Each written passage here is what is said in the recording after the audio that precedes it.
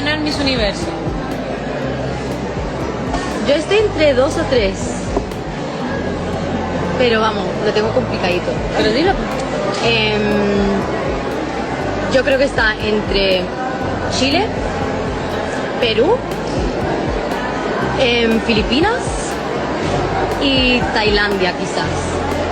So yan po ang prediction ng dalawang kandidata dito sa Miss Universe 2024 na kung saan ay kabilang itong si Chelsea Manalo sa kanilang nakikita na sasali dito sa top 5. So magbibigay po tayo ng update at the same time magbibigay rin po tayo ng ating personal na opinion at sariling pananaw kung talaga nga bang may laban itong ating kandidata na si Chelsea dito sa Miss Universe 2024. Pero bago ang lahat ay huwag kalimutang mag-like at mag-subscribe na rin kayo para updated kayo sa ating mga latest issue. So marami nga talaga ang nakapansin na parang medyo tahimik ngayon ang edition ng Miss Universe 2024. Katulad dati na andito pa si Paula Sugart, nitong mga nakaraang taon ay medyo masasabi natin na maingay at talagang pinag-uusapan sa social media at maraming activities ang mga kandidata. So unlike talaga ngayon na parang naka-quarantine daw itong mga pambato dito sa Miss Universe 2024, parang walang masyadong ganap at medyo tahimik daw. So parang nakakapanibago at marami nga rin ang nakapansin mga kapolitika. So other than that is magbibigay rin po pala tayo ng update dito sa Voice for a Change kasi ngayon doon sa ating mga previous na video ay na-report natin na sa pang 14 itong si Chelsea Manalo, but ngayon is umakyat na po siya dito sa 12 spot. So nasa pang 12 na itong si Chelsea Manalo, and at the same time mga kapolitika napansin na rin pala natin na kung saan is bumaba itong si Miss Thailand. So previously is nasa pang number 1 spot siya, ngayon is nasa pang number 2 na lang itong si Miss Thailand. So siguro is ginagaya na rin ng mga taga Thailand itong naging diskarte ng mga Pinoy na kung saan is wag masyadong mahumaling dito sa mga butuhan kasi hindi naman ito ang makakapagsabi ng destinasyon ng isang kandidata dito sa kanilang beauty pageant contest. So dito mga kapolitika sa ating YouTube channel ay from time to time nagbibigay po tayo ng update at mga sariwang kaganapan dito sa ating kandidata na si Chelsea Manalo, but this time around is magbibigay rin po tayo ng ating personal na opinion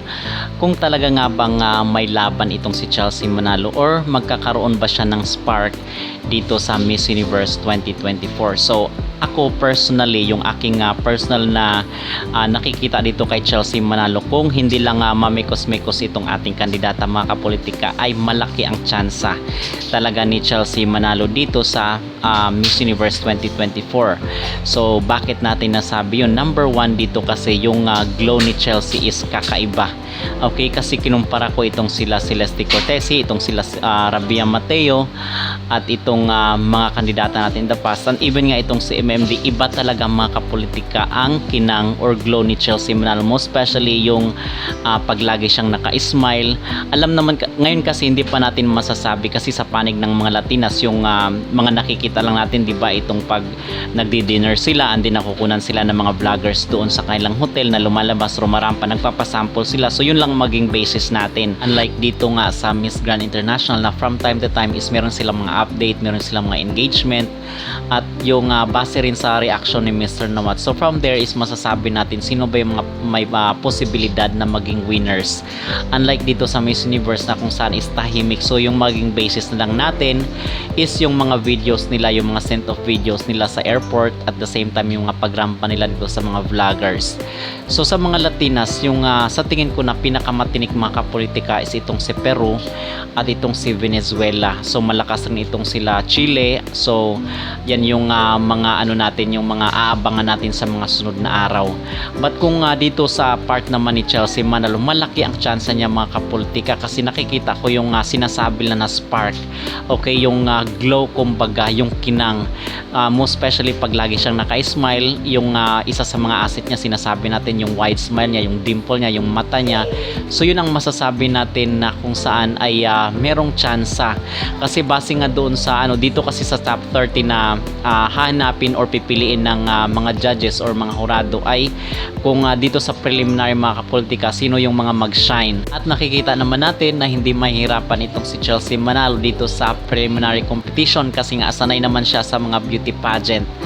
At isa rin pala sa mga concern ko mga kapolitika ay yung selection ng kanyang isusuot kasi isa yun sa mga factor para mag-glow rin siya at madagdagan yung kanyang charisma at yung stage presence niya dito sa preliminary kasi sa November 14 na nga po yun.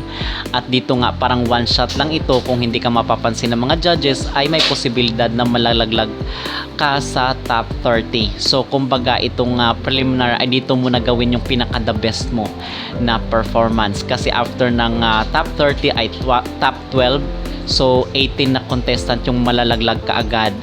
But yung question na kung saan ay may posibilidad ba na makasama itong si Chelsea Manalo sa top 5, mga kapolitika, malaki po ang aking tiwala na makakaya ni Chelsea Manalo ang makakapasok sa top 5. Liban na lang po yan kung talagang imikos-mikos na naman nila itong maging resulta ng Miss Universe 2024. But performance wise, base doon sa kanyang mga previous performance ay malaki talaga po mga kapolitika ang tsansa na makakapasok ng top 5. And then doon sa top 5, doon natin pagbabasyan kasi yung communication niya, yung base sa kanyang mga interview in the past, which is na-play na nga po natin dito sa ating YouTube channel, ay maganda po ang aura na ipinapakita. Kumbaga itong personality ni Chelsea Manalo ay light lang mga kapolitika. Kasi sa ngayon base doon sa sinabi ni Anja Carotatip ay malaking factor daw ngayon ang yung ugali or yung behavior ng isang kandidata na kung saan is willing makapag-work dito sa organization ng Miss Universe. And when it comes to communication ay talagang hasang-hasa na itong si Chelsea Manalo, and nakita naman natin doon na fluent siya, very fluent magsalita itong si Chelsea. So abangan na lang po natin sa preliminary competition kung ma-execute ni Chelsea Manalo ang game plan, and then titingnan rin po natin yung ibang kandidata, and from there is magbibigay po tayo ng ating opinion again. But for now, sa nakikita natin na mga previous video in the past ay may potential po at malaki ang chance ni Chelsea Manalo na makapasok siya dito sa top 5. Okay, so sa tingin nyo ba mga kapolitika ay makapasok itong si Chelsea Manalo base sa iyong personal nakita at inyong personal na opinion? Mag-comment down below at huwag kalimutang mag-like at mag-subscribe na rin kayo para updated kayo sa ating mga latest issue.